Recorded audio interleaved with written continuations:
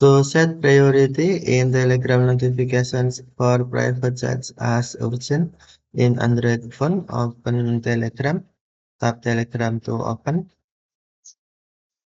and then tap more icon or three-line icon, select settings,